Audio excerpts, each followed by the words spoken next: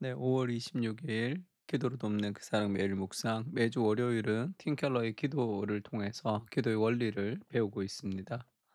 우리가 기도를 분별하다에서 이제 기도는 하나님과의 대화다라는 과정을 지금 배우고 있는데, 제 소견대로 드리는 기도의 비극 이렇게 돼 있죠. 영어로도 뭐 이렇게 통제가 되지 않는 그런 기도의 비극이다. 이제 그렇게 얘기하고 있습니다. 그러니까 틀이 없는 기도, 자기 마음대로 막 하는 기도의 비극이라는 뜻이죠.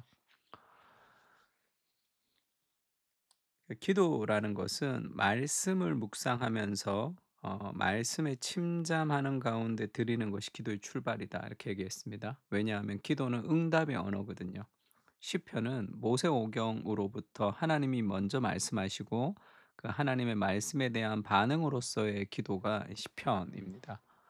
근데 이제 뭐 "기도를 쉽게 하라." 이렇게 인제 얘기하는 사람 중에 "그냥 아무거나 막 기도해도 된다." 뭐 이렇게 얘기할 때가 있죠. 근데 이제 팀 케러 그거를 좀 거부합니다. 하나님은 어떤 분이신지, 크리스찬은 어떤 주님을 섬기는지 신경 쓸 필요 없이 그저 기도하기만 된다는 식의 권유는 지속적으로 작용하는 기도의 원리가 될 수 없다. 그냥 막 기도하면 하나님이 누군지도 모르고 하나님의 성경에 대한 이해가 없이 그냥 감정에 이제 쏟아놓는 그런 식의 기도는 지속적으로 작용하는 기도의 원리가 될 수는 없습니다. 뭐 한두 번 그렇게 할 수는 있겠죠. 상대의 실체와 됨됨이를 제대로 파악하지 못하면서 어떻게 관계가 발전되기를 기대할 수 있겠는가? 그러니까 하나님을 알수록 기도가 깊어지는 거죠. 하나님이 우리에게 말씀해 주시고 우리가 기도로 하나님께 대화하는 그런 쌍방의 관계이기 때문에 그렇습니다. 기도가 하나님으로부터 출발하지 않는다면 그럼 나로부터 출발하는 거죠. 그러면 저마다 느끼는 정서적 결핍이 기도의 동력이자 유일한 초점이 될 공산이 크죠. 그러면 힘들 때 기도하고 어려울 때 기도하고 그렇지 않을 땐 기도하지 않고 자기중심적으로 기도가 시작이 되었다 끝이 났다가 이제 그렇게 됩니다. 그 성경은 기도의 기술이 아니라 기도를 들으시는 하나님을 보여줄 뿐이다. 이렇게 얘기했죠. 기도 어떻게 하는지에 대한 기술이 아니라 성경은 하나님이 우리에게 말씀하시는 걸 듣는 겁니다. 그러니까 스스로 원하는 감정과 경험을 토대로 어떻게 기도할지를 결정해서는 안 된다. 나로부터 기도가 결정돼서는 안 된다는 거죠. 하나님을 있는 그대로 바라보려 안간힘을 쓰다 보면 기도는 자연스럽게 그 뒤를 따라가게 되어 있다. 하나님이 누구신지, 하나님이 어떤 분이신지 그 성경 안에 우리가 침잠하게 되면서 기도는 자연스럽게 기도의 욕망이 일어난다는 거죠. 하나님이 어떤 분이신지 선명하게 포착할수록 기도는 더 정확하게 틀이 잡히고 다듬어진다. 하나님 말씀에 깊이 침잠하지 않으면 기도는 제한적이고 피상적인 수준에 머물 뿐만 아니라 본질에서 벗어나 엉뚱하게 흘러갈 수도 있다. 그러니까 기도는 어떤 틀, 말씀이라는 틀 안에서 기도해야 됩니다. 그러니까 기도의 출발이 내가 아니라 말씀이죠. 말씀을 읽고 말씀을 묵상하고 기도하는 게 좋고, 말씀이 이제 기도하기 좀 어렵다면 책 같은 것도 괜찮습니다. 기도할 때 보면서 기도하는 게 좋죠. 그 서양 국가의 청장년들의 영적인 삶을 조사해 보면 회개라든지 죄를 용서받은 기쁨을 찾아보기가 어려운 게 사실이다. 크리스찬들이 드리는 기도라 할지라도 성경이 가르치는 하나님께 응답하는 게 아니라면 결국 자신과 이야기를 나누는 꼴이 되고 말 것이다. 그러니까 이 크리스찬이라 하더라도 성경에 가르치는 그 하나님의 응답으로서의 기도가 아니면 내가 원하는 것만 하게 되면 패턴이 비슷비슷하다는 거죠. 마음이 내키는 대로 따라가면 끝내는 듣고 싶은 얘기를 해 주는 정체불명의 신 또는 그럭저럭 이해할 만한 하나님의 어느 한 면만 쫓아서 기도하게 될 것이다.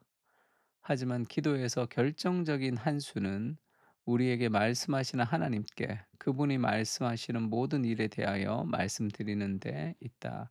우리에게 말씀하시는 하나님께 모든 말씀을 돌려드리는 거죠. 기도하는 겁니다. 기도의 핵심은 자기 표현법을 배우는 것이 아니라 하나님께 답하는 법을 체득하는 데 있다. 그러니까 내 안에서 기도가 시작되는 것이 아니라 말씀을 읽고 묵상하면서 그 말씀의 묵상의 근거를 가지고 이제 기도를 하는 것이 하나님과의 대화다 얘기합니다. 우리가 시편 6편 1 절에서 지금 10 절을 좀 읽고 인제 기도하면 좋겠는데, 여기 우리 조지 휘필드 예화가 있는데 그걸 제가 소개를 좀 안 했네요. 조지 휘필드 예화를 좀 소개하고 그렇게 좀 기도하면 좋을 것 같습니다. 왜 어떤 틀이 없는 기도, 자기 소견대로 기도하는 것이 비극적이냐 하면, 결국은 마음 내 크는 대로 기도하면 내가 듣고 싶어 하는 것을 응답해 주는 그 하나님을 경험할 수밖에 없거든요. 그러니까 1743 년에 조지 휘필드라는 아주 유명한 설교가가 있었습니다. 그분의 아내가 인제 엘리자베스였고, 근데 아이가 태어났어요. 첫째 아이가. 그러니까 사내 아이였습니다. 그래서 인제 어떤 느낌을 받았냐면 휘필드가 '아 이 아이를 통해서 하나님이 이제 복음을 전하는 설교자로 만들어 주겠다.' 이런 생각을 강하게 받아서 인상을. 그래서 인제 그 아들에게 이름을 존 요한이라고 이렇게 이름을 지어 줬습니다. 그리고 엄마도 엘리자베스니까 이 세례 요한이 인제 그 이름이 비슷하죠. 그래서 이제 아이 세례를 주면서 장차 이 아이가 설교자로 이 부름을 받을 것이다. 그렇게 예언같이 인제 선언을 한 거죠. 그런 느낌이 있어서 휘필드가. 근데 아이가 인제 그 일찍 죽었습니다. 그러면서 인제 이 아이가 인제 생후 4 개월에 죽었는데, 이 아이가 커서 인제 하나님의 비전을 나누는 그런 목회자가 될 것이다라고 얘기했던 자기가 그러니까 얼마나 잘못됐는지를 인제 깨달았던 거죠. 그러니까 자기의 느낌을 하나님이 들려주시는 음성으로 이 착각하는 경우가 많죠.